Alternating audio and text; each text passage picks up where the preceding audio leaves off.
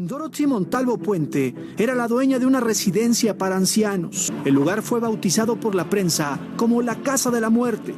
Y es que en ese predio, las autoridades encontraron cuerpos enterrados en el jardín. ¿Qué tal, mi gente? Espero que se encuentren bien. Antes de empezar, quiero agradecerle por su apoyo en los últimos meses. Ya somos 200 seguidores gracias a ustedes. Para el día de hoy les traigo otra mujer asesina. Se trata de Dorotea Puente, la abuela asesina, o como era conocida, la casera de la muerte. Comencemos.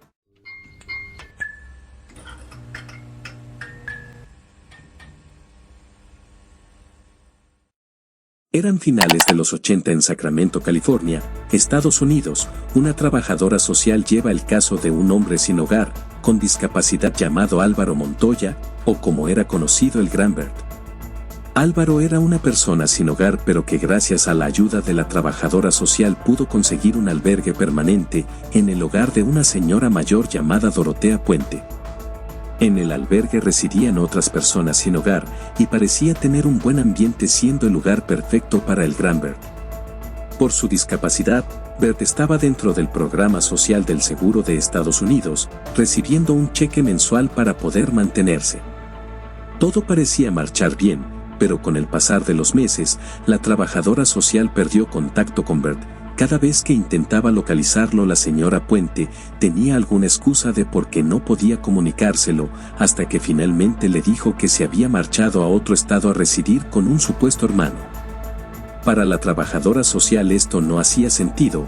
Ella misma intentó buscar algún familiar para que se hiciera cargo de Bert, pero al no encontrar ningún allegado dentro de Estados Unidos, lo mandó al hogar de la señora Puente. La trabajadora social pone la denuncia formal por la desaparición de Álvaro Montoya alias Bert. Con la denuncia interpuesta, comienzan las primeras investigaciones. La policía visita el hogar para buscar alguna pista. La señora Puente es entrevistada reafirmando la versión previamente dicha a la trabajadora social, de un supuesto reencuentro con un hermano en otro estado. Durante la visita al hogar, otro de los inquilinos reafirmó la versión de la señora Puente. La policía sigue revisando el lugar, pero no encuentra nada fuera del lugar, pero antes de marcharse, uno de los inquilinos le pasa una nota a escondidas al oficial. En la nota el inquilino decía que necesitaba hablar a solas con los investigadores. Cuando es contactado nuevamente, le informa que Álvaro Montoya alias Bert no era la única persona desaparecida. Durante su estadía en el hogar, otras personas más habían desaparecido de un día para otro sin dejar rastro, pero los cheques del servicio social seguían llegando y cobrándose. También describió un olor a putrefacción alrededor de la casa. Los investigadores comienzan a revisar los antecedentes de la señora Puente y casi de inmediato se dan cuenta que su apariencia física de abuelita no es lo que parece.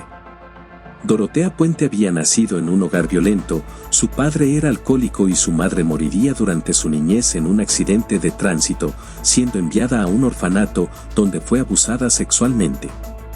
Con tan solo 17 años se casaría y tendría 2 hijos. Uno fue enviado a vivir con sus familiares y el otro fue dado en adopción. Al poco tiempo su matrimonio se disolvería.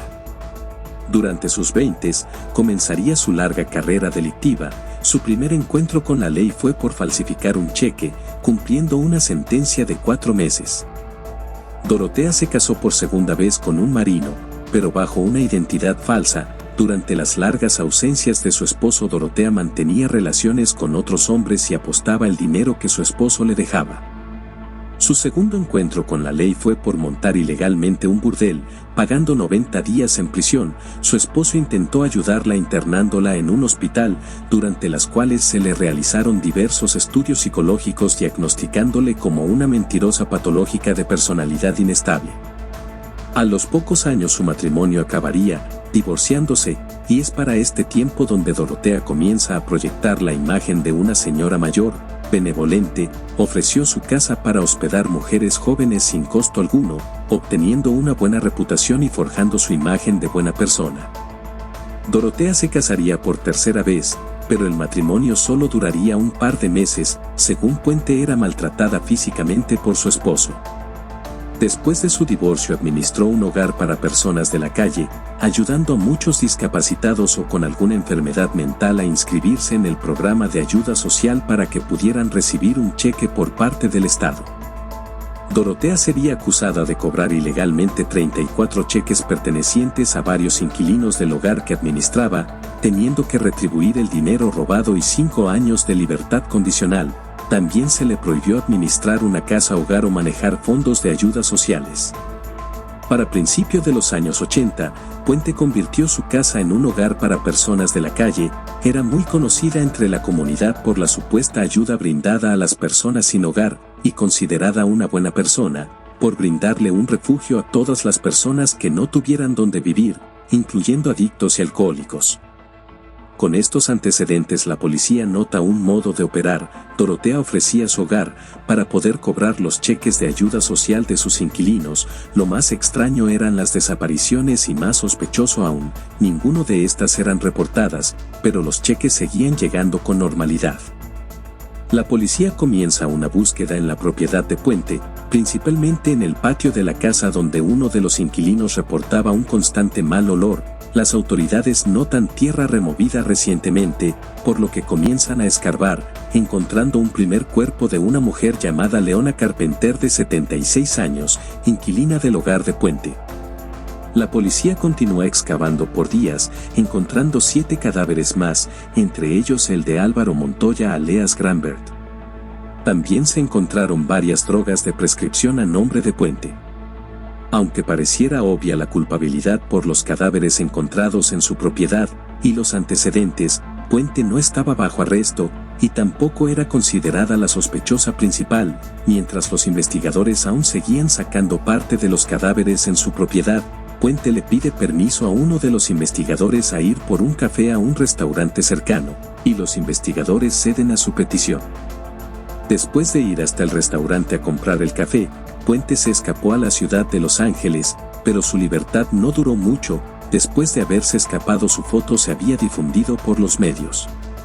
Un hombre mayor que se encontraba en un bar logró identificarla y notificar a las autoridades. Esta vez sí fue arrestada. Los investigadores finalmente logran identificar los otros 7 cadáveres. Todos habían recibido ayuda de Puente por medio de su casa hogar. Los cheques seguían llegando todos los meses siendo cobrados por Puente. Se dictaminó que las víctimas eran envenenadas y luego enterradas en el jardín. Las fosas eran cavadas por alguna persona sin hogar de la calle a cambio de dinero, y en algunas ocasiones ella misma se encargaba de depositar los cadáveres en el jardín. Durante el juicio, Dorotea Puente nunca reconoció su culpabilidad. Según su defensa, todas las víctimas habían muerto de causas naturales y nunca reportó las muertes, ya que durante uno de sus arrestos se le prohibió administrar hogares para personas de la calle y manejar fondos sociales. Según Dorotea, si reportaba las muertes, la policía investigaría a fondo, dándose cuenta de que aún seguía en estas actividades, llevándola a esconder los cuerpos en su patio para no perder su libertad. Dorotea Puente fue sentenciada a cadena perpetua, muriendo en el 2011 de causas naturales. Hasta sus últimos días, mantuvo su inocencia. Como hemos visto en este caso, los asesinos seriales varían mucho en apariencia. Dorotea Puente utilizaba su aspecto físico de una persona mayor para conseguir a sus víctimas y no levantar sospechas luego de sus asesinatos. Si te gustan los videos de conspiración, crímenes y misterios, suscríbete al canal, subimos un video todas las semanas. Se me cuidan.